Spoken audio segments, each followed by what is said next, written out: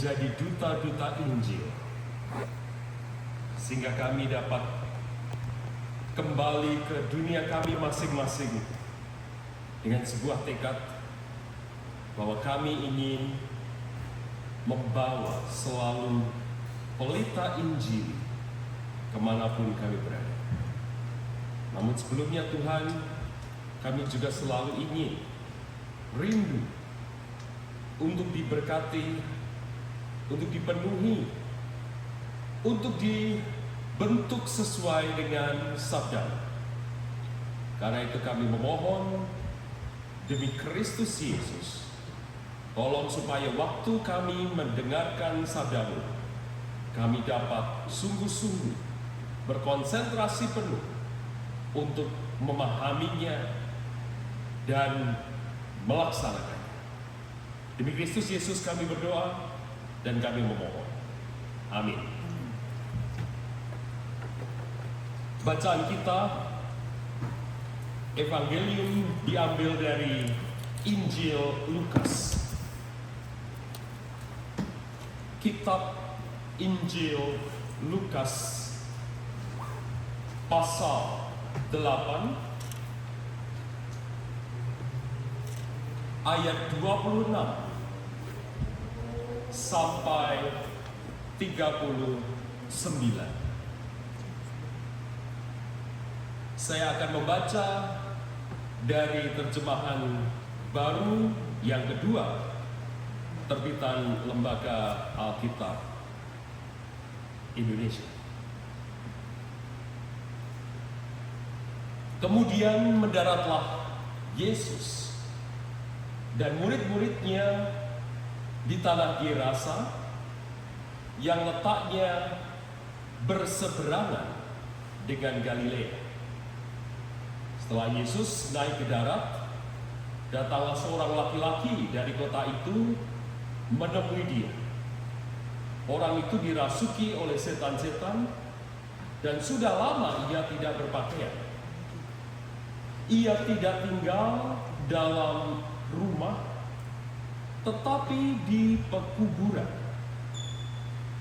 Ketika melihat Yesus, ia berteriak, lalu sujud di hadapannya dan berkata dengan suara keras, "Apa urusanmu dengan aku?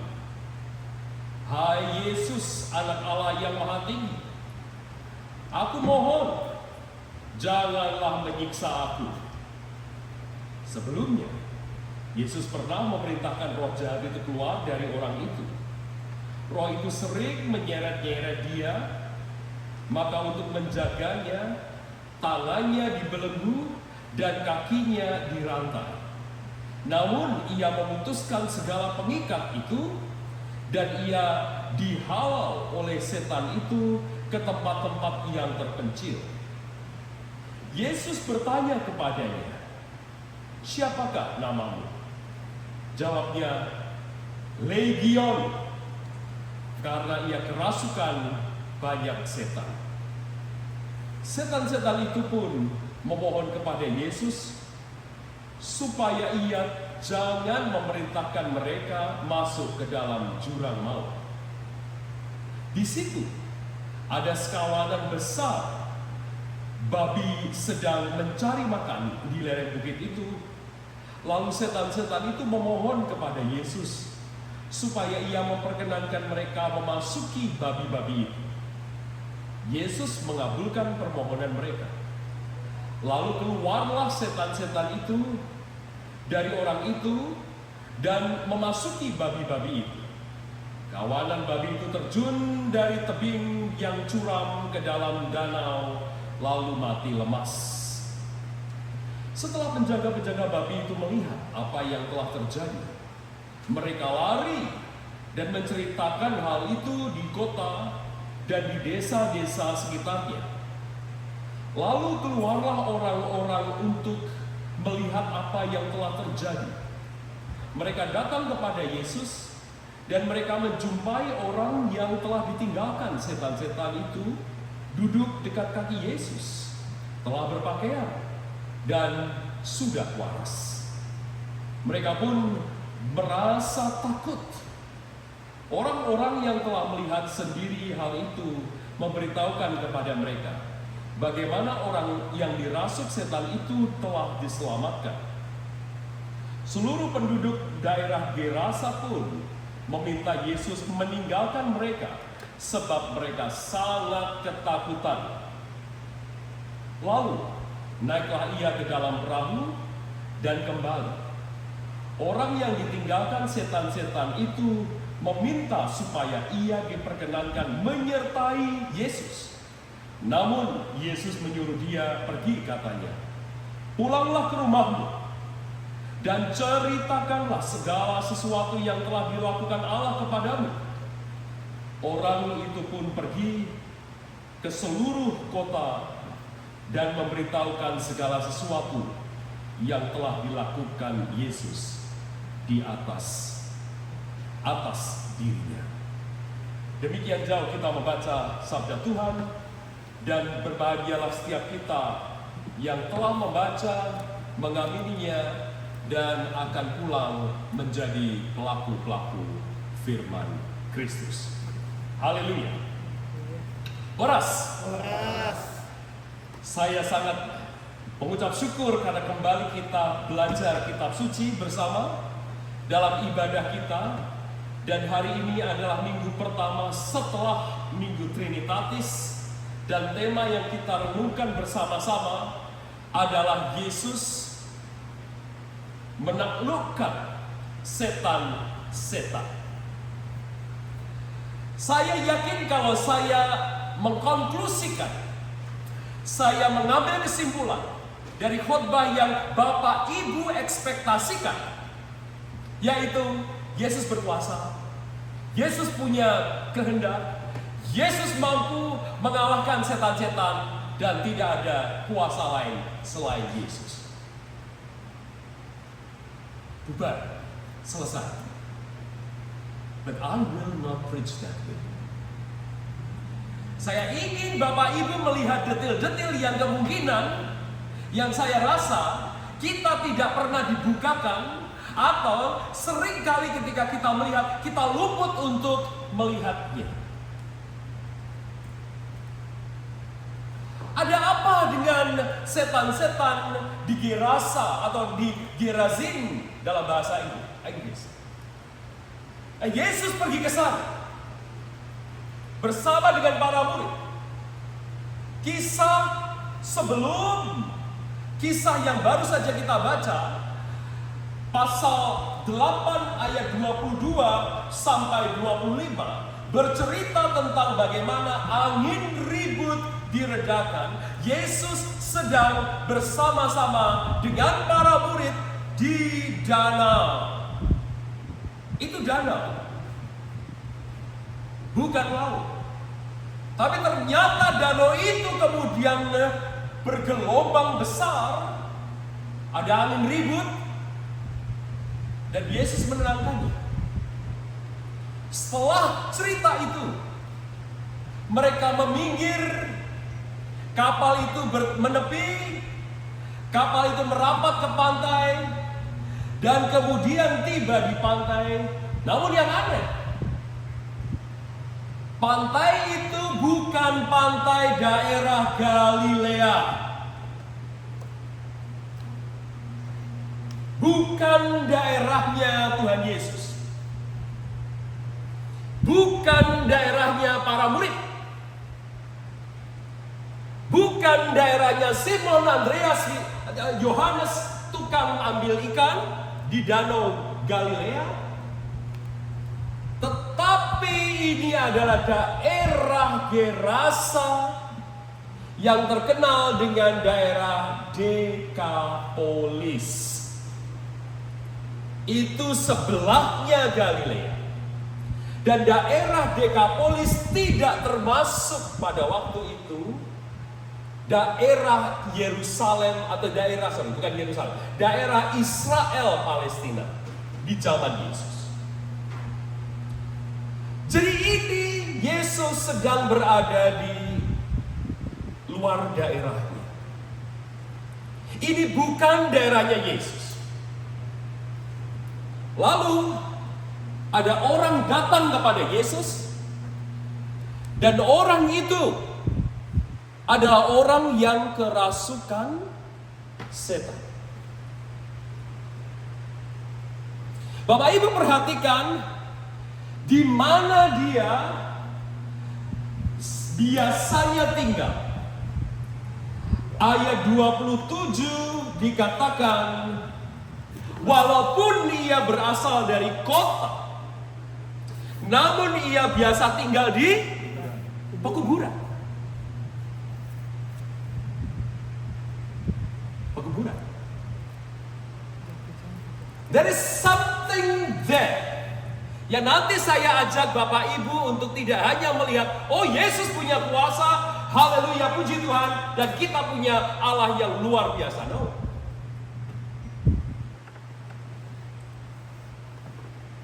Ada roh di kuburan.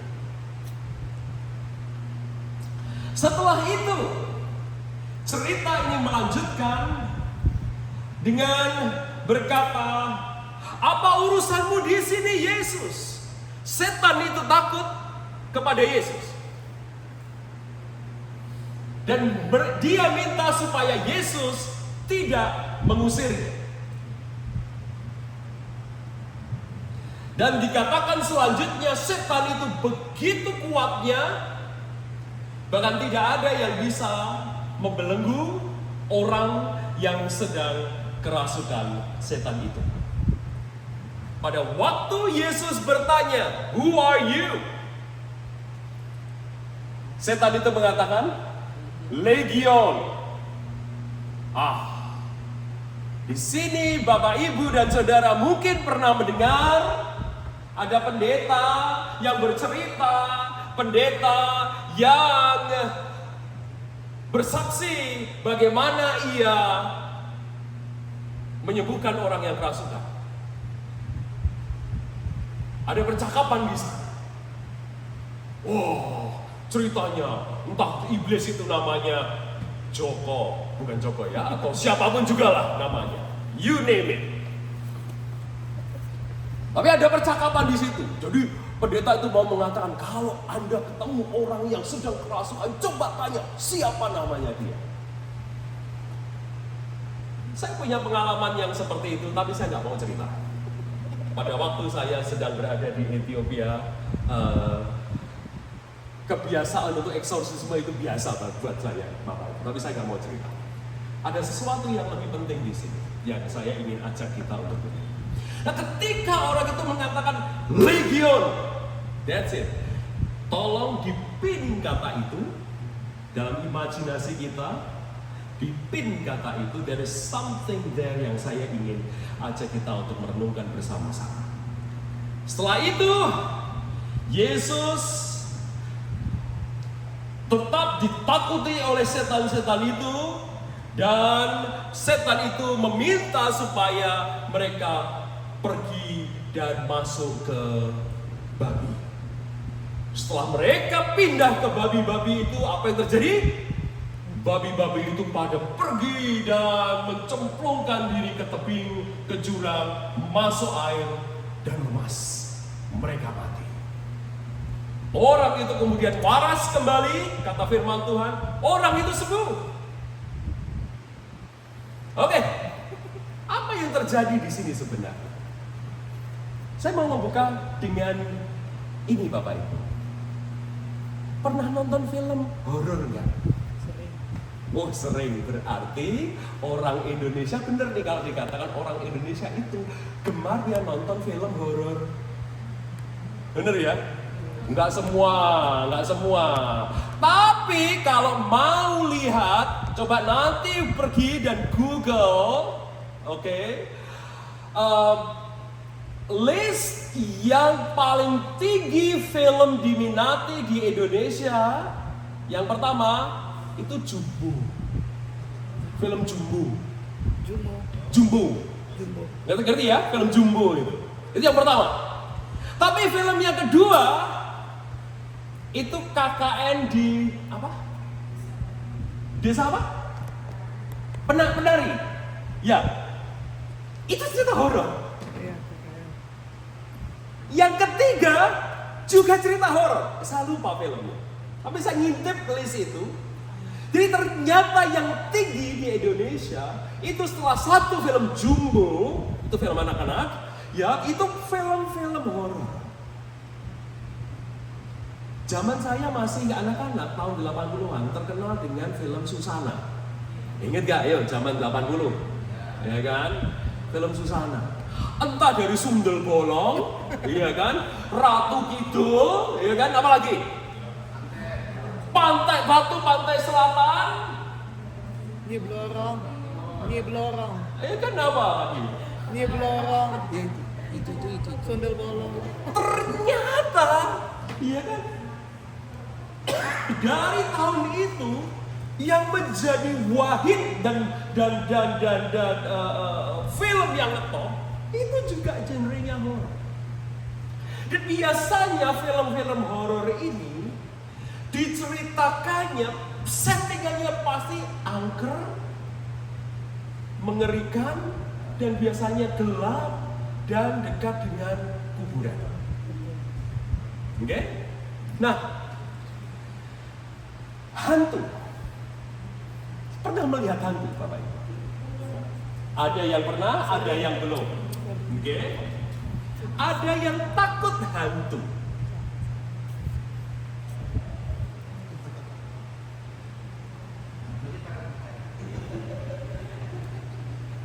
So what is this mean? What does this mean sebenarnya? Bapak Ibu, saya ingin justru kita melihat ada apa di pekuburan, ada apa di tempat-tempat yang konon banyak hantunya itu. Ketimbang saya mengajak Bapak Ibu untuk kemudian ketakutan, saya ingin membuat kita untuk kembali menilik what is in there, di dalam pekuburan, di dalam tempat-tempat yang konon kabarnya begitu banyak hantu-hantu gentayangan. Ya, gimana Tante? Roh yang tidak diterima Tuhan. Baik. Saya ingin justru mengajak kita perspektifnya agak lain dan agak berbeda. Yaitu begini.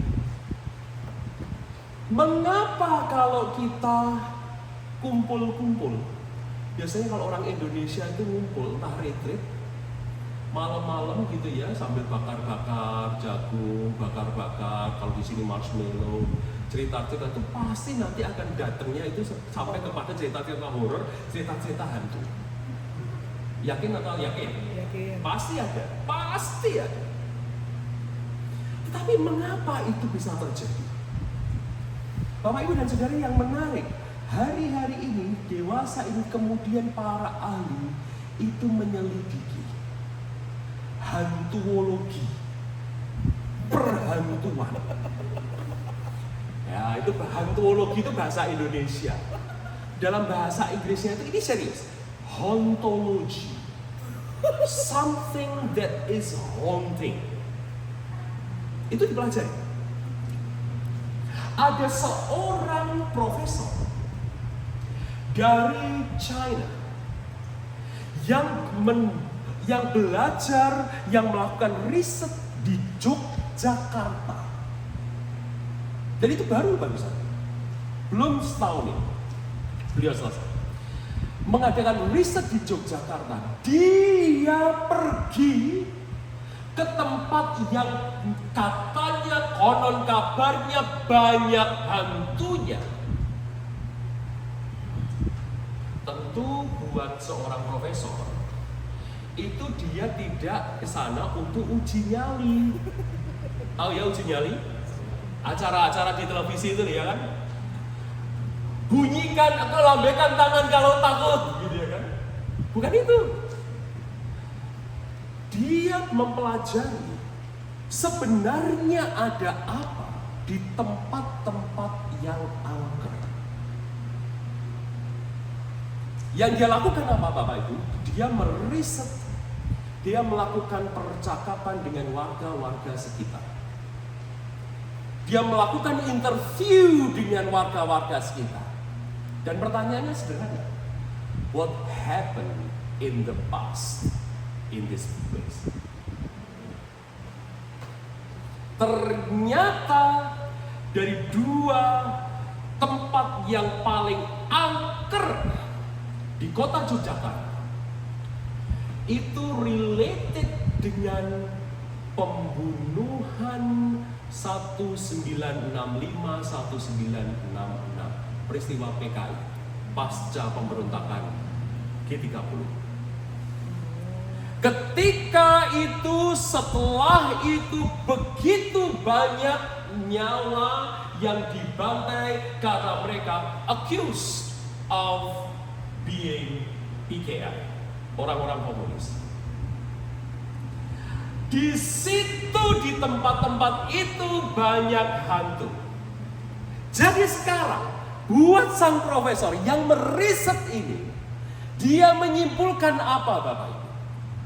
Di tempat-tempat yang banyak hantunya itu, yang konon banyak dilihat oleh orang-orang, oleh penduduk sekitar, ada hantu yang bergentayangan itu, ternyata ada cerita, ada sejarah, ada peristiwa yang belum pernah diadres, belum pernah disingkapkan, belum pernah dibuka. Orang lebih suka menghindari masalah padahal ada di situ dan orang-orang tidak berani membukanya.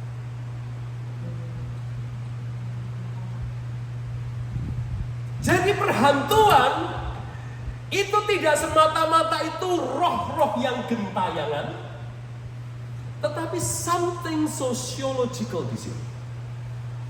Ada aspek sosiologis di situ, sehingga kita yang hidup ini, yang sering kali dihantui, itu sangat mungkin menunjukkan kita tidak pernah membereskan masalah, tapi lari dari masalah.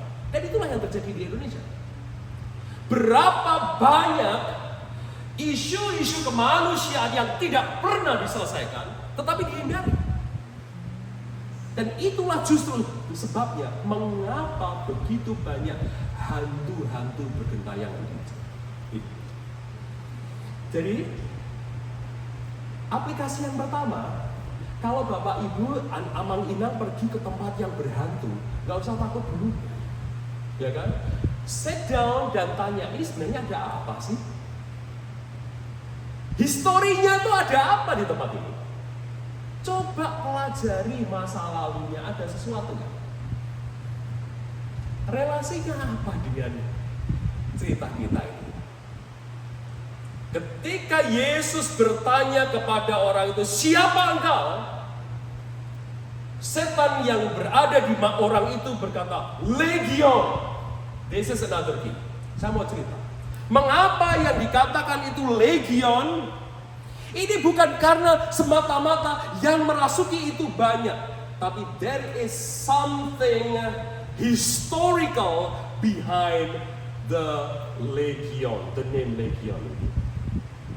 Bapak Ibu dan Saudara, pada tahun 40 sebelum Masehi, Jenderal Octavian yang kemudian menjadi Kaisar Agustus.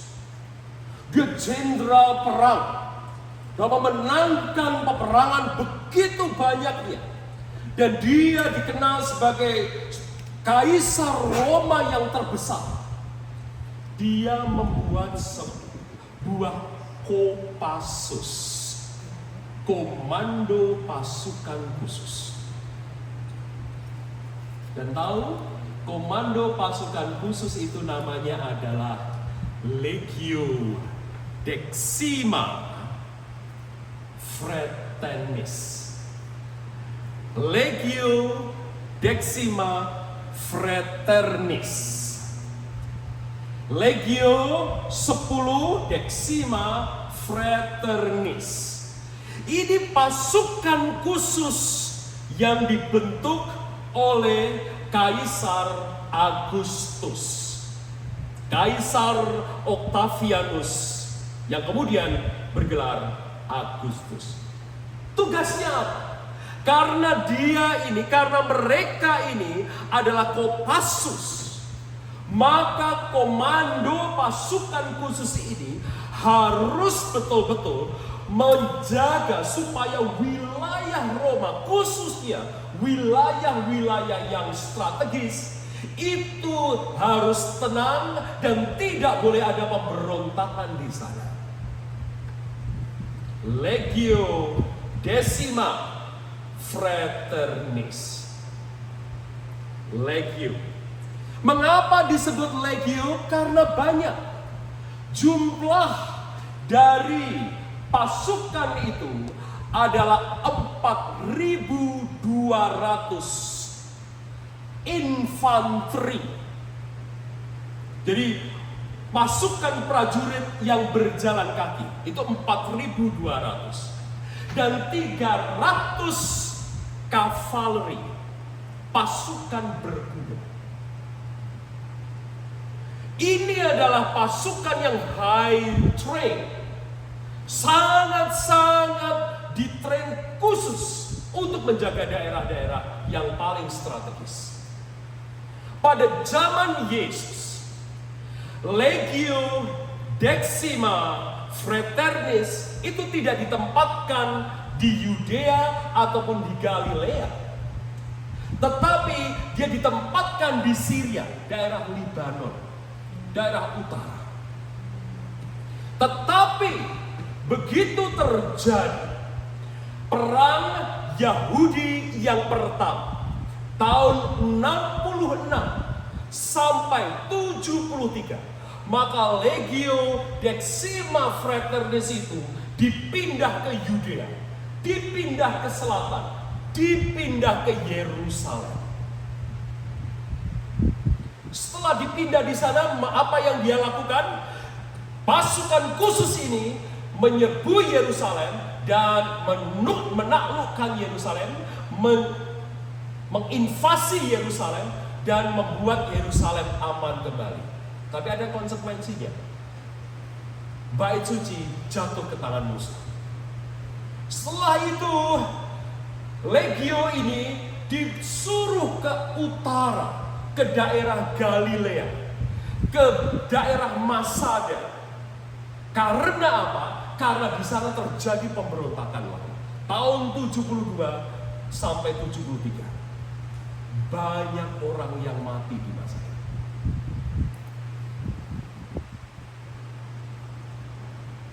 Sekarang kembali ke orang yang konon tadi kerasukan. Mengapa dia langsung berkata Legio? Yang artinya apa? That speaks something about his story. Dia memiliki masa lalu yang belum disembuhkan. Dia punya cerita di masa lalu yang belum diselesaikan. Kita bisa membayangkan mengapa orang itu tiba-tiba mengatakan legion. Mungkin saja ayah ibunya dibantai di depan matanya. Keluarganya dicincang oleh pasukan Roma. Sadis. Dia melihat kengerian di depan matanya itu. Dan yang tinggal hanya trauma. Dan dia tidak pernah berani mengatakan itu di depan publik. Maka ketika Yesus bertanya, siapa kamu? Dan dia berkata, Legion. Bayangkan dia tidak mengatakan itu dengan gagah, dengan wah, dengan menantang. Tapi sungguh-sungguh tremble.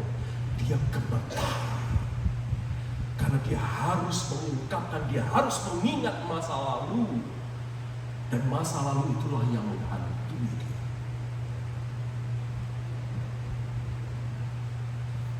Bapak, Ibu, dan Saudara sekalian, saya post di sana. Berapa banyak orang yang kita kenal juga punya masalah yang sama.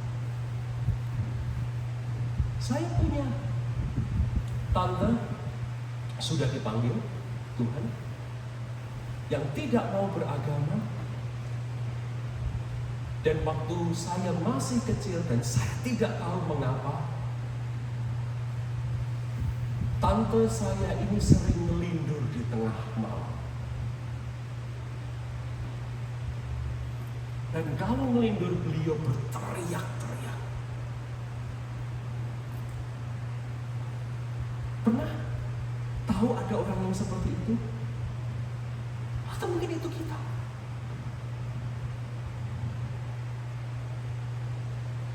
Tante saya kadang-kadang ketika saya diceritain oleh papa saya, sedang melindur tengah malam bangun, lidahnya bisa sampai kejang. Sayangnya tante saya tidak pernah menceritakan itu kepada saya sehingga saya tidak tahu. Tapi yang saya sekarang tahu, ada masalah, ada histori yang terjadi. Jadi sekarang bayangkan seorang laki-laki yang dia tinggal di kuburan, yang dia berteriak-teriak dan semacam ada kekuatan besar di dalam hidupnya, di dalam tubuhnya yang tidak bisa dibelenggu oleh apa saja. Sangat mungkin dia dianggap gila oleh orang-orang sekitarnya. Tapi orang-orang sekitarnya tidak pernah berani bertanya kepada dia. Orang-orang sekitarnya hanya bisa mencemooh. Orang-orang sekitarnya hanya bisa menjudge dia. Orang-orang sekitarnya hanya bisa menyalahkan dia. Sedangkan hanya satu orang yang bertanya, siapa? Dan ketika dia jujur berkata begini, maka seluruh trauma, seluruh luka-lukanya, seluruh sejarah yang tertimbun di dalam dia semacam terbuang. Dan kita tahu kemudian orang itu dianggap waras. Orang itu kemudian sembuh. Next, pada waktu orang itu ingin meminta kepada Yesus, aku ingin mengikut Engkau Yesus. Yesus berkata apa? No, jangan. Jangan. Tetapi ceritakanlah. Kembalilah ke kampungmu dan ceritakanlah the truth. Apa yang terjadi sebenarnya dengan orang ini? Yesus menolak dia untuk mengikut dia, bukan karena Yesus tidak mau dia menjadi muridnya, tidak Bapak. Tetapi yang sangat penting, orang itu harus bercerita yang benar. Mengapa dia kerasukan? Mengapa dia tertindih masa lalunya? Mengapa dia menutupi masa lalunya? Dan dianggap gila oleh orang-orang sekitar. Karena dia ingin cover up sesuatu yang benar. Dia ingin menutupi sesuatu yang benar. Dan setelah dia sembuh, Yesus berkata, ceritakan yang benar. Buka yang benar. Sejarahkanlah yang benar. Maka orang itu pergi dan menceritakan yang benar. Bapak, Ibu, dan Saudara, apa pentingnya teks ini untuk kita? Kalau Anda melihat orang yang kerasukan, Anda melihat orang yang tiba-tiba kejam, pertama, jangan panik. Kedua, nggak usah undang pendeta. Nggak usah. Yang ketiga, duduk sampai dia tenang. Nggak usah Anda bahasa Jawanya itu demi mil. Dalam nama Yesus, dalam nama Yesus. Nggak usah. Tunggu saja. Setelah dia tenang, beri teh manis. Ini nggak ada klinik-kliniknya. Tahu kenapa? Tahu kenapa? Sangat mungkin orang yang kena seperti itu, Bapak Ibu, itu neuron di kepalanya itu ada yang putus. Mengapa? Karena kurang gula. Orang yang seperti itu kadang-kadang kebanyakan puasa atau tidak makannya tidak teratur. Yang justru dibutuhkan adalah asupan gula yang cukup. Makanya beri teh manis. Jadi nggak usah bingung. Itu yang pertama. Ya. Jadi setelah dia tenang, beri teh manis. Yang kedua, ajak dia cerita. But you must be a good person. You must be like Jesus who sits sehingga orang itu bisa terbuka. Dan Anda harus mengatakan apa yang kamu ceritakan itu konfidensial dan aku mau menjaga itu. Berarti selanjutnya jangan kemudian di gereja dijadikan kesaksian ya. No, nggak boleh. Ini konfidensial. Jadi sahabat untuk orang itu supaya dia mengungkapkan ada cerita apa. Di sini Anda sedang confronting the ghost of the past, hantu masa lalu yang mungkin dia tidak mau cerita, yang mungkin dia tidak bisa cerita. Kalau Bapak, Ibu, Saudara, Amang, Inang bisa menjadi itu, yakinlah Bapak Ibu sudah berjalan seperti Yesus. Amin.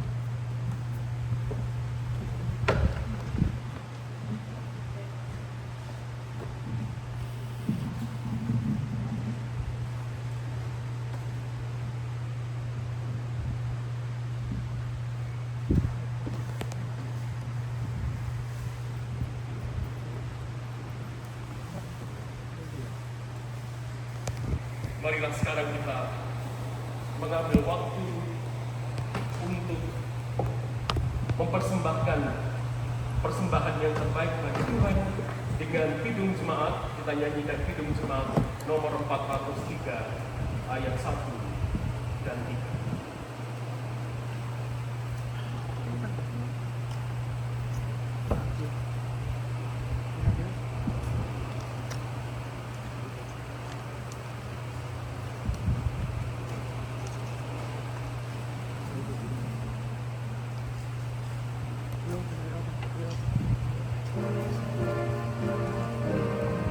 Thank you.